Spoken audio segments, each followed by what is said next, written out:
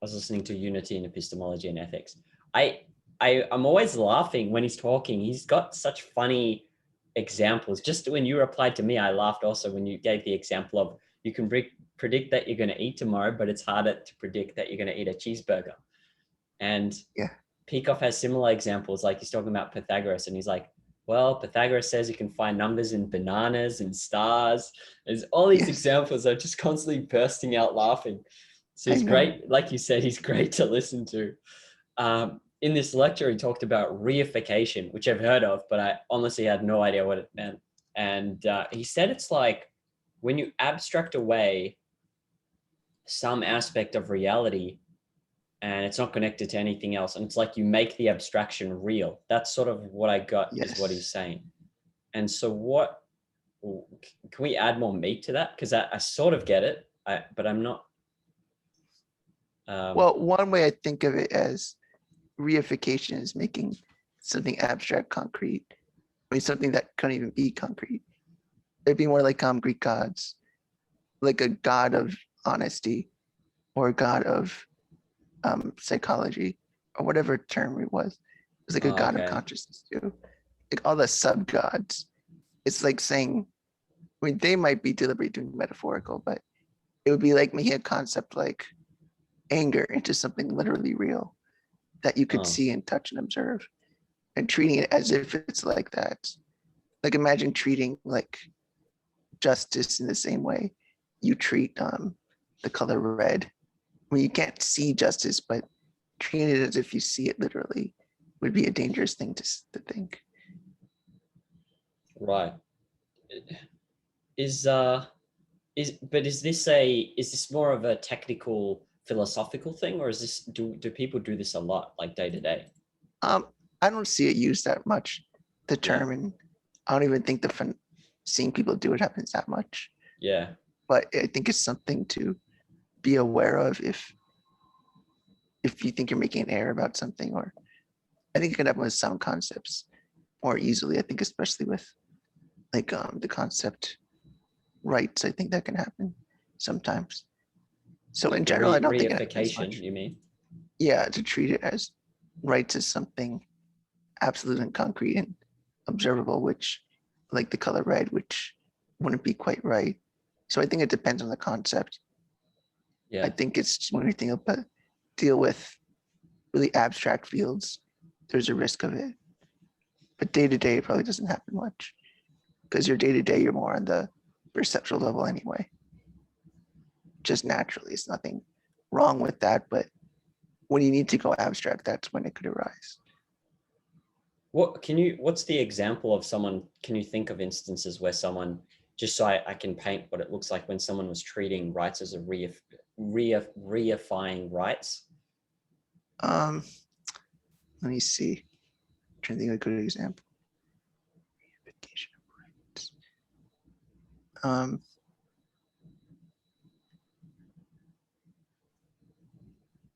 Somebody might phrase it like protecting rights is like protecting the idea of it or something like that. Rather, protecting rights would be something like you're actually protecting a person if that were the case, like the rights of the person. It's not like you're defending rights per se, but to defend rights implies something concrete about people, not just a floating abstract idea about like, oh, you just say, can't think of a really good example. That's Other okay. than to say that some people like overemphasize the abstract part. So then the reification would be a natural and expected consequence of any disconnect between percept and concepts, and when you side with concepts, and you'd expect everyone to reify. Yeah, if they were disconnected, yes, or at least some of the time. Yeah, they would definitely have some. Okay. If they've started on concepts, then I mean, they can't be literally detached. Otherwise, they couldn't even function. Period. So they got to make something concrete. Right. So they may be making errors of how to think about it. They might be referring to the right thing, but the abstraction, they're forgetting in a way that it is in fact abstract. That is not supposed to be taken that you have to find what you've abstracted away. If you apply it, you can't just say rights are non-institutional force and don't analyze it further. You would need to analyze it like, well, what about force that makes it a violation? When the violations happen, it's not really defining it like you touched me without my permission. That'd be just very floating, and you might think like you might simplify rights in that way without looking at what it means to initiate force and when force is initiated Right. and your needs of survival. It would just So- get all blurred. So then I was just thinking duty-based ethics isn't, when we discussed should, held in a vacuum. Like I should do this because it's good, but you don't know what is good and why it's good. As in you can't give a definition of the good that captures that essential thing that is common among all things that are good, and you can't tell why it's good in relation to you. Is that reification? Could And be. then you, okay. I don't feel confident to say it always will be, but Okay. it could be. Because you don't want to Interesting. treat like you don't want to treat something like you don't want to treat the concept anger as a thing. You have to recognize and remember that it's an abstraction. You don't literally touch anger, see it directly in yourself here. It's an abstraction of certain measurements. Yeah. Okay. I'll think about that a bit more. That's interesting. So statisticians and emotionalism. All right, there's a couple of points here, but here let's focus on this quote for now, which is it's a bit off because it's just ripped straight out of a transcription that's automated, so there might be a couple of things in here that are wrong. But he says, if you went, I mean, you can read this too. It's Who just is this? straight. This is Peacock, straight out of his lecture on certainty, art of thinking.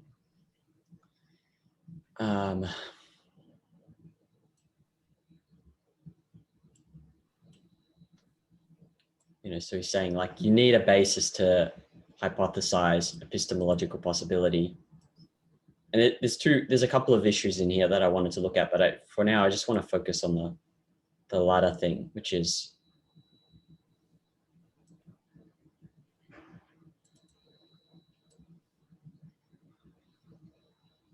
okay. So he's saying that this use of statistics is emotionalism, which is, I didn't get it. Like, why is it emotionalism? I understand that it maybe we can say it's not useful, but I don't really get why it's emotionalism unless he's saying it results in being emotional. I don't think so. Let me 1 second.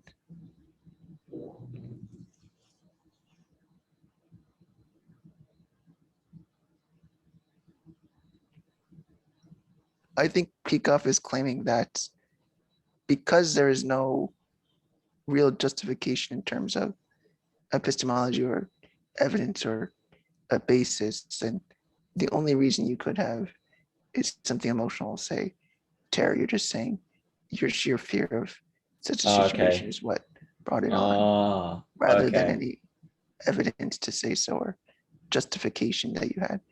It's rather the emotion came first, justification came after. Okay, all right, I see. Because the emotion is granting that thing importance, and then you focus on that thing, and then you find you're like, oh, what if a meteorite hit? You just well, actually, it would be like this. You have this bad feeling, and then for some reason your subconscious throws at you, oh, a meteorite could smash me. You just imagine it, and then from there you take that into an explicit formulation of like, what if a meteorite hits me, and if I go out on the street, and at that point you're like, oh, well, the statistics say so. The statistics say 1 in a million die from being hit by a meteorite. Therefore, I shouldn't go on the street. But it all began with this image of, oh, I need a meteorite, because that's where your attention even went there in the first place, right? That's what he's saying. Yeah, something to that effect, that you got there because it wasn't a basis of thinking. It wasn't something you reasoned out or deliberated. It just, you got a feeling, whatever it was. And that's because it's lacking any justification of like rational justification. The only thing that could be there, he's claiming, is something emotional. Mm-hmm. Okay, I think I see that a bit clearer. And this part was my summary notes. So, he says knowledge of the concrete, direct or indirect, erases the applicability of statistical probabilities applied to that concrete. And he formulates statistics are a kind of expression of ignorance. It's not knowledge, but a calculation that permits action in the face of ignorance. Yes, I think so. You need to have basis to hypothesize any specific accident. I like the way he puts it. Sorry, I'm just recalling his voice when he explains this stuff. Yes, I know his voice. It's a great voice. Otherwise, the result is like total psychotic paranoia. He gave the example of statistics show that 1 in whatever are child molesters. So maybe I'm one. And he went on to say that. Yes, that's actually really funny. Maybe I'm one. He's just capturing the mental state of a statistician. Anyway, I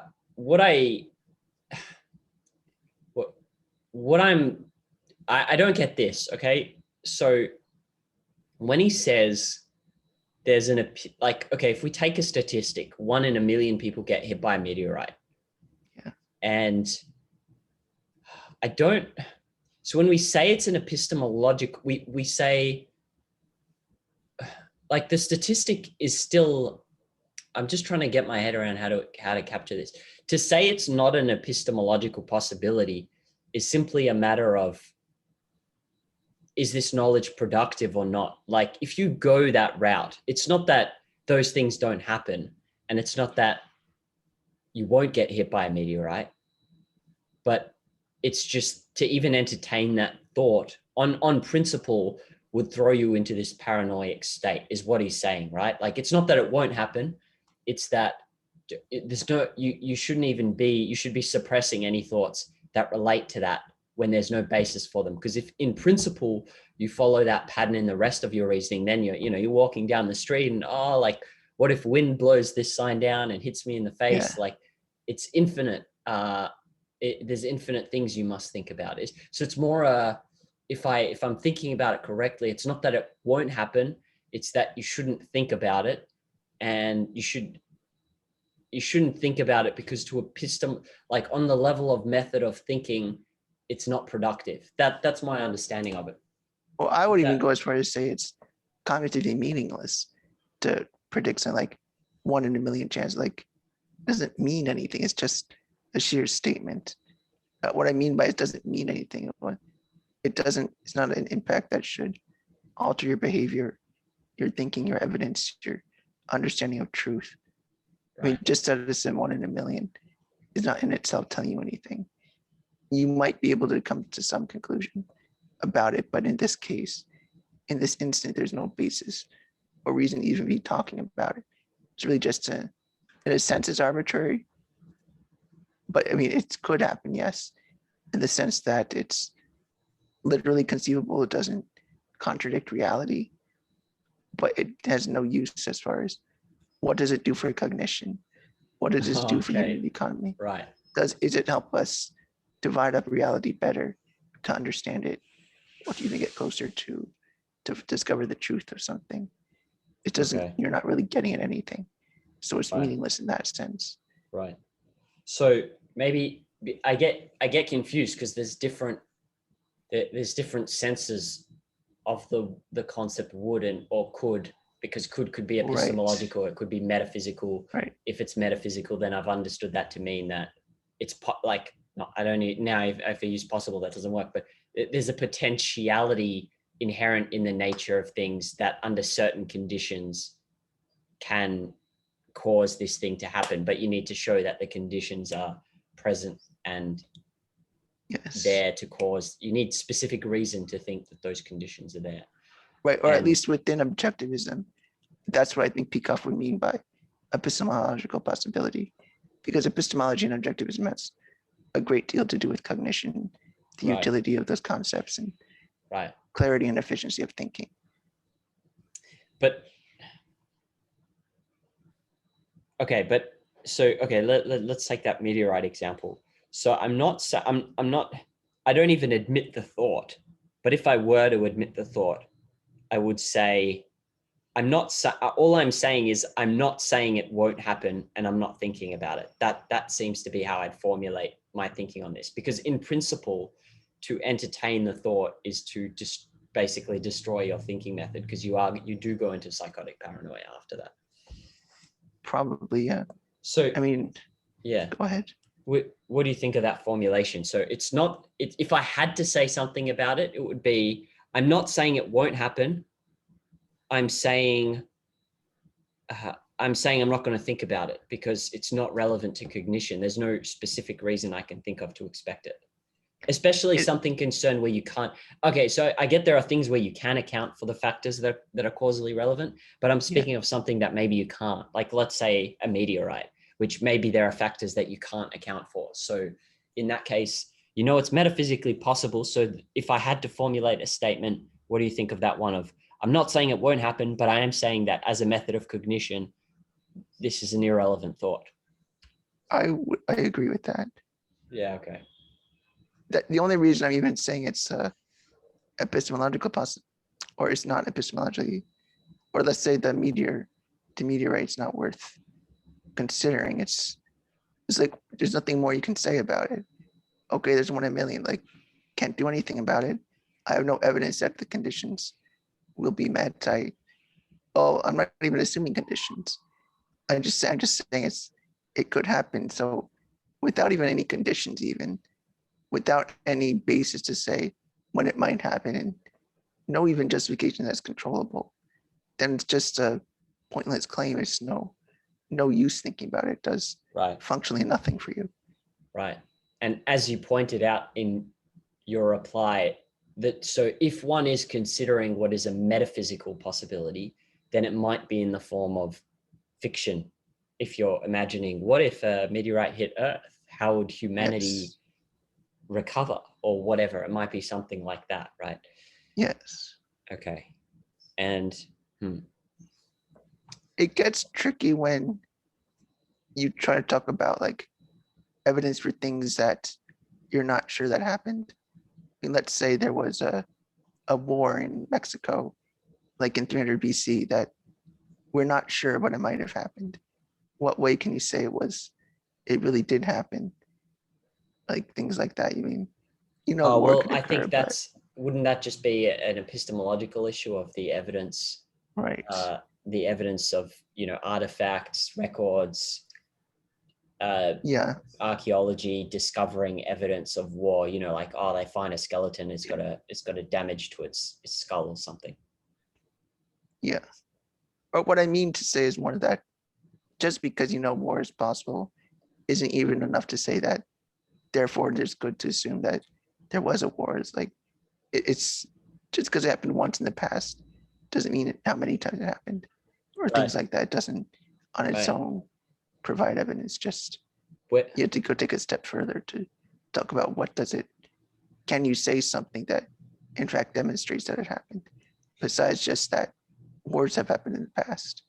Like you have to point to like archaeology or remains or ruins, things like that, and then you could make such a claim. Where I get confused, and I'm starting to get it, but there's some distinction to be made between the concept could or maybe when you're speaking epistemologically and when you're speaking metaphysically.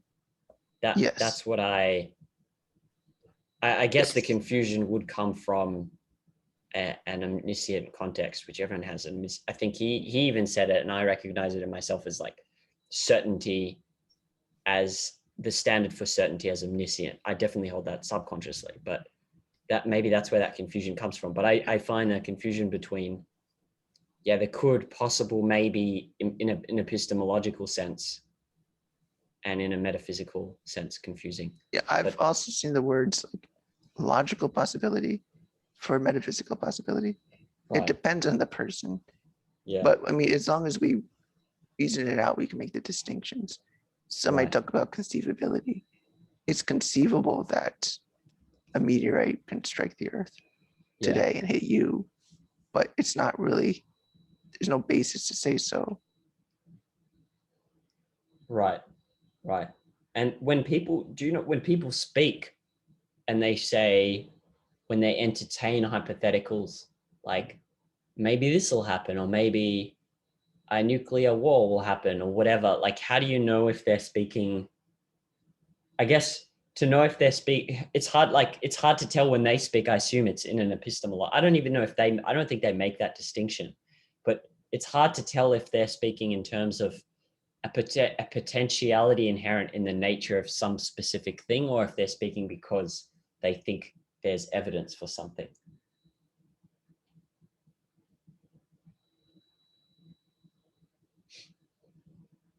Do you know what I'm saying?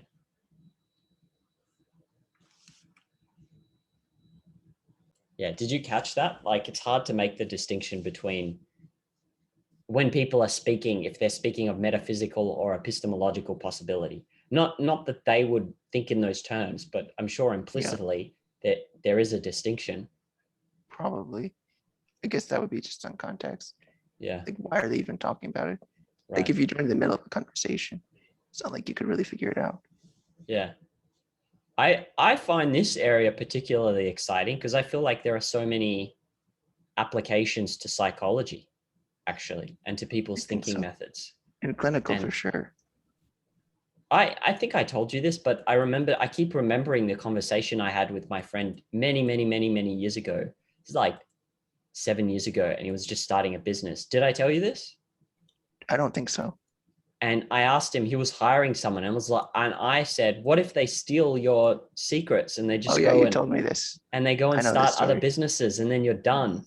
And I was like, how can you do it? Like, what if that happens? And his was a completely different hypothetical. It was like, what if I don't do it? What if I don't start hiring people? Like, that'll be terrible.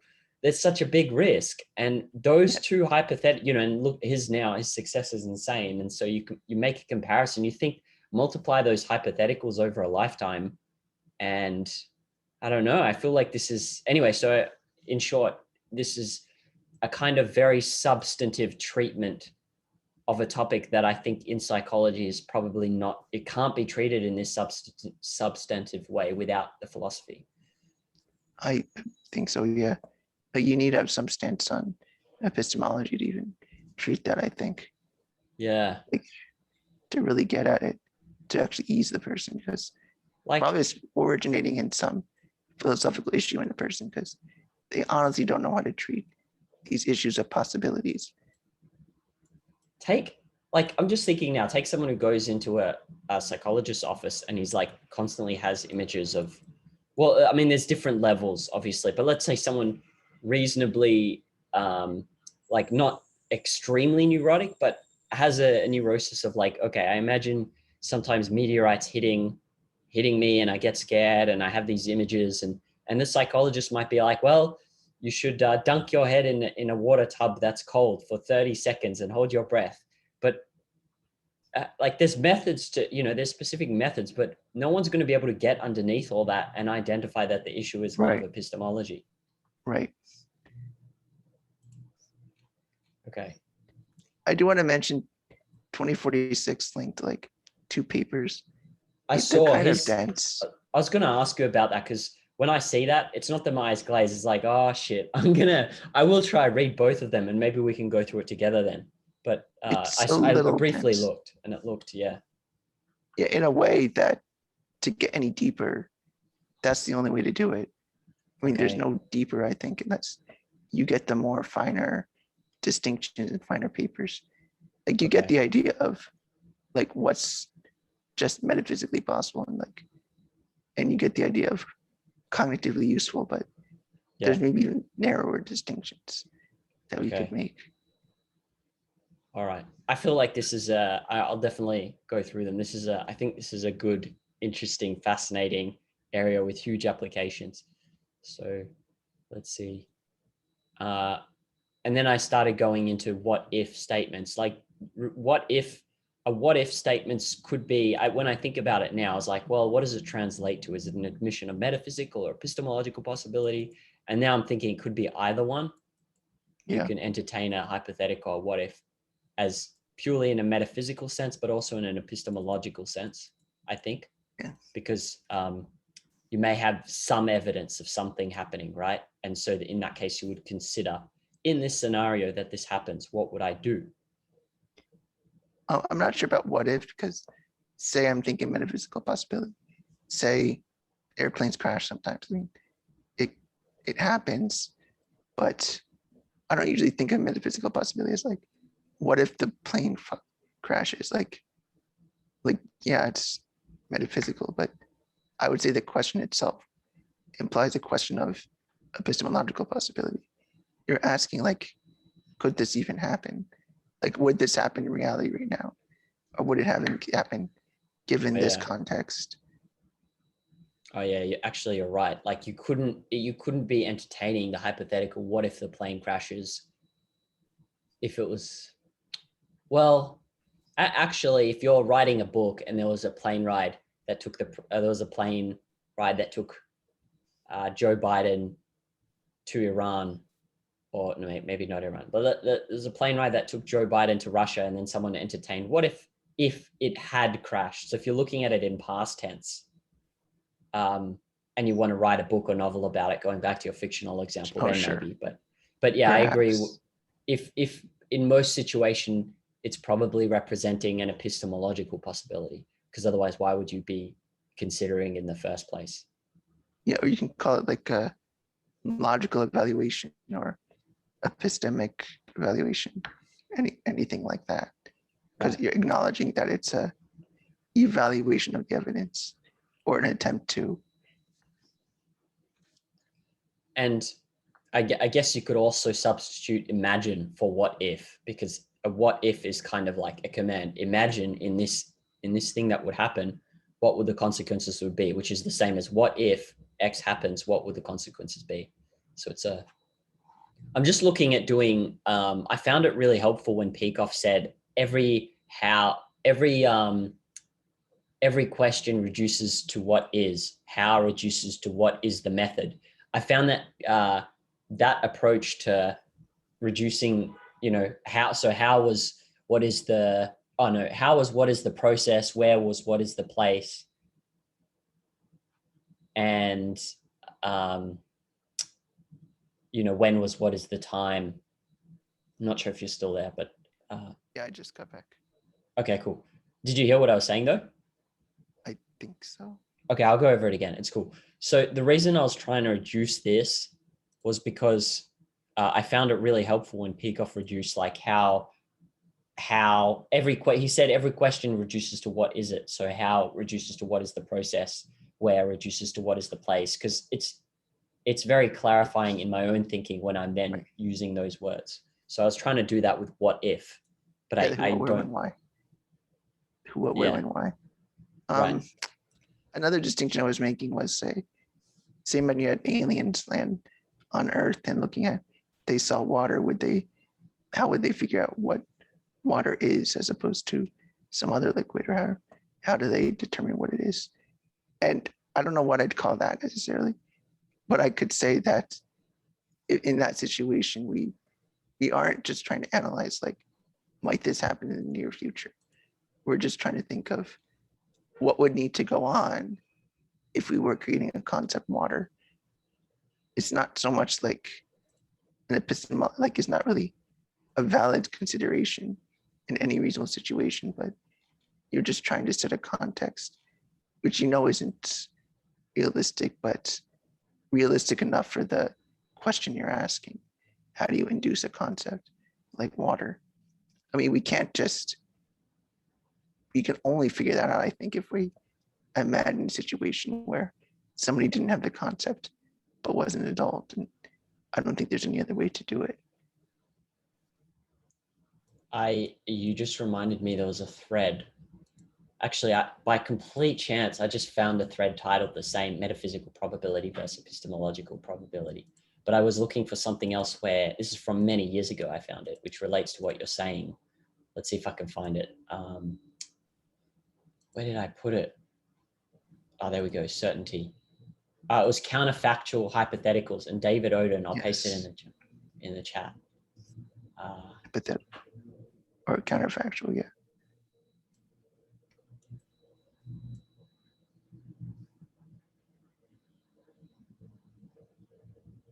Where is it?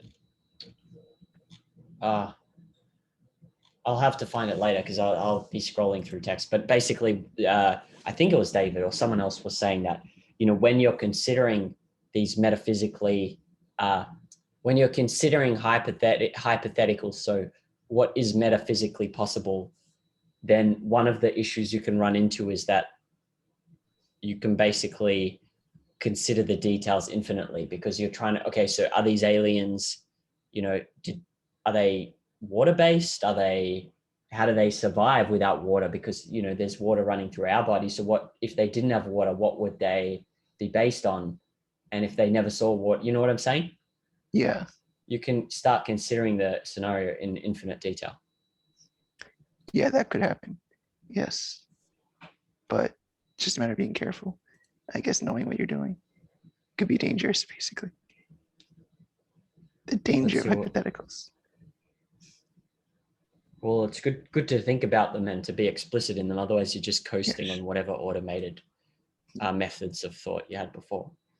So I guess, I saw you answer this, but where I was really trying to get my head around, and I think actually, when I think about it more now, it seems like the cause of my confusion or difficulty with this is definitely this idea of certainty being an implicit, certainty having the standard for certainty is implicitly omniscience, but that's what I'm thinking here. But my question was, in statistics, you say you use statistics when you use statistics when you don't have knowledge of the specific concrete. So to take the example of Peikoff's example of you're stuck on a desert island, you have no knowledge or anything. All you know is that there's a plane in front of you and 1 out of 1,000 planes crash and 1 out of 2,000 people who look for an oasis die.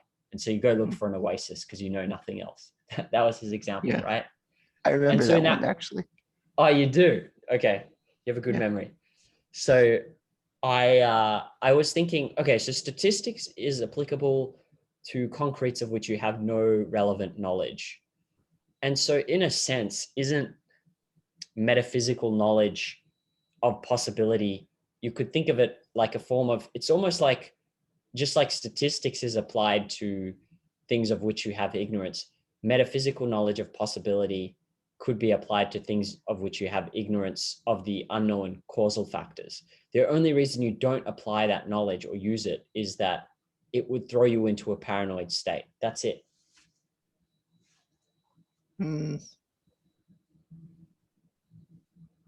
Going back to that example of where I said, like, once you adopt the method of like 1 in a million meteorites hits people, then once you go down that path, you're finished, basically. Right. It doesn't do anything there for you. Right. And so is it the same for metaphysical knowledge? Like here we say we apply statistics to things of which you have ignorance where you have to make a decision. But metaphysical knowledge of possibility there's no application because it leads down the same path, basically. I got confused what you were saying because you said metaphysical knowledge of possibility. That seemed different than what we were saying before. Or that seems like, why are you saying metaphysical knowledge? Okay, so here's what I'm thinking about. So I don't know anything. I'm on the desert island. I don't know anything about the plane, right? Right. And so I'm using statistics to make a decision. I'm like, statistics is there to guide because I'm ignorant of, I don't know what in the plane will determine if it crashes or not. I don't know what conditions are required for its safe flight, but I know 1 in 2,000 people that go looking for an oasis die, and that's better odds than getting in this plane, which is 1 in 1,000. Yeah. And so you're applying statistics because of your ignorance, but you have, like, in any given situation in life, you also have metaphysical knowledge of certain possibilities. So maybe I've phrased that badly, but you have knowledge of metaphysical possibility is what I think what I was getting at. You have knowledge of metaphysical, let me switch that around. You have knowledge of metaphysical possibility. Like This That's better. plane can or has in its nature the potential to crash under certain conditions. And so if you have knowledge of metaphysical possibility, but you do not have knowledge of the specific conditions or concretes, isn't in a sense that like the application of statistics where you're like, all right, there's this machine and it's just been invented, and I don't know, someone's an alien. I can't think of a better example. Sorry. An alien has just deposited it on the planet, and now do I get on this machine and start writing it, or do I, because I know there's a metaphysical possibility that this machine could create an explosion or could create some damage. Yeah. Do I use that to guide me, or do I ignore metaphysical possibility and do I ignore all metaphysical possibility, even if I'm, so I ignore all metaphysical possibility when I'm ignorant of concretes, just because once you say to yourself, okay, I will consider metaphysical possibility and try to consider that in making decisions, I will end up in a paranoid state. I'm sorry if that's a ramble. I'm trying to get my head around this as well. So the way I would express it is that any entity has some potential. It could be like there's a potential for you to survive. Yeah. And you know that like a plane or that helps you survive, like the oasis or the plane, either way, it's just a way that you could save your life. Just, yeah, that's all you know. But statistics would come in like, well, how do you evaluate which one? How do you choose which potential? How do you opt for seeking out a potential? Like, the potentials have to be brought about by some situation or some conditions. Yeah. So in that way, that's what the statistics are. What's the likelihood or possibility that the right conditions could be met for this to work? Right. So you would pick the one with the higher odds just because you have more reason to think that the conditions will be met to get out and survive. So, okay,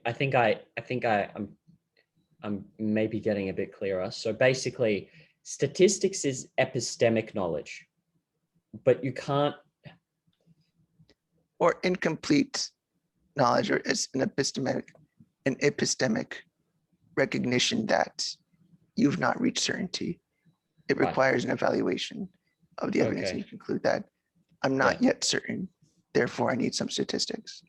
Well, I'm thinking in terms of like a really extreme example. Let's say you're living in 1450 Vienna and someone offers you to get on a ship, and statistically 80% of voyages east end up disappearing. And you're like, all right, well, that's useful information, right? Versus say, 10% or 5%. Like even if you have no knowledge of the conditions or anything like that, knowing that, okay, 80% of ships disappear. Do I really want to get on this ship? That's useful knowledge. But to consider, sorry, I'm just getting my words straight here. To consider metaphysical possibility disconnected from any epistemologies does send you into the land of paranoia, basically, as well. Like I would say so, in terms or of fruitless thinking. Yeah, right. even that. The ship could, let's say you had no statistics, but you had statistics that 5% of ships got across. No, 95% of ships got across east. And then you're like, well, metaphysically, it is possible to push a ship under certain conditions to disappear. Then to entertain that would send you into paranoia as well. Yeah, so like the Titanic. It's like, what if this is the next Titanic? And it's like, is there any reason to think that? Like things is like that a thing? Yeah, right. No, I just mean that's what you made me think of. Okay. I never heard somebody doing that, but I could imagine that. I think that's if you're particularly malevolent. I have some malevolent streaks. I think that's very conceivable. To entertain that, I mean. And what about, okay, so statistics, so both okay, so when someone is considering hypotheticals, they could be going wrong both in the terms of the application of statistics without knowledge, specific knowledge, and they could be going wrong also in simply considering metaphysical possibility and potentiality and obsessing over that. Like, what is it, Hamlet doing the hand wringing thing? Yeah. Yeah, I mean, it might, it wouldn't be that useful very much to just look at the metaphysical possibility without looking at anything else. So yeah, it would almost always need an epistemological context, I think, to be of any use, Right. unless you're talking about like making these distinctions or trying to distinguish between the available possibilities versus conditional possibility or conditional probability, which would Could you, matter in statistics. sorry, I didn't get that. What is that? Well, I was trying to distinguish between cases where you need to know the conditional probability of something versus Yeah. just knowing the set of possibilities, which you would need to know in statistics, but I don't think you really need it much else. Like you might need to know what are the, well, for example, rolling a dice, there's always 6 ways it could land. Right. And so in that sense, you need to know what's Oh, okay. metaphysically possible first. And then Oh, you can yeah, go you're on right. about what are the chances of getting it to. Well, Okay. you have to look at something more specific. You can't just Okay. ask, oh, what if there's a 2? Well, you look at the stats of it, like there could be, but you can't just live your life that way. What if there's a 2? I like that reduction of the whole issue to someone who's like obsessing. What if there's a 2? Yes. All right. I think, yeah, I'm really into this topic because I can so clearly see how much, like I said before, how much potential, but also that it really splits in half and makes visible that the fact that I'm holding on to, what's it called, the omniscience as a standard of as a standard of certainty. Um, what else did I want to go in depth? Oh, what do you think of the epistemological status of this? Which I got this from. I got it from Bob Brandon's transcribed lectures, and I overheard a conversation which was the application of this exact philosophy. I'm not Because sure what I'd call yeah, it. I mean, I like to just call that like a metaphor, but I don't know what's the epistemic status of a metaphor. I don't really know. well, if you wanted to look, if I wanted to translate something specific, the example is I was in the supermarket and the lady at the checkout was doing, there's a supermarket right next to me. So some people know each other, like they always see each other and they see me and stuff. And this lady is working like extra hours and she's always there working. And the guy said to her, don't work too hard. You might die tomorrow. You never know. You don't want all your money. You don't want to have all this money when you're in the grave. And that's sort of that I guess the statement directly would be, you might die tomorrow. Yeah. And then therefore you should eat, drink, and be merry. So that is to me is what about that? Like what's the epistemological status of that? Well, I'm just unsure about the phrase epistemological status, like status of the statement, or it seems to me more that you're asking, what does it say about the person's approach to epistemology? It seems to be your Well, okay, question. so when I say epistemological status, what I'm thinking of is that, okay, it's a metaphysical possibility. Like we all have the potentiality, well, not the potentiality, we all will. It's not even a possibility. It's a metaphysical fact. You could put it that way. But then to make the statement, you could die tomorrow. Is that arbitrary? That's what I mean. Like to categorize it in terms of like, is it arbitrary? Is it possible? Is it certain? Is it probable? Like, how does, yeah.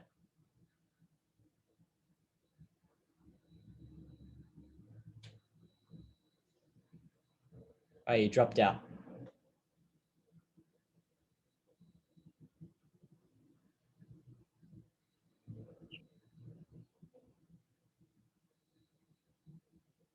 Hello? You dropped out, Louis.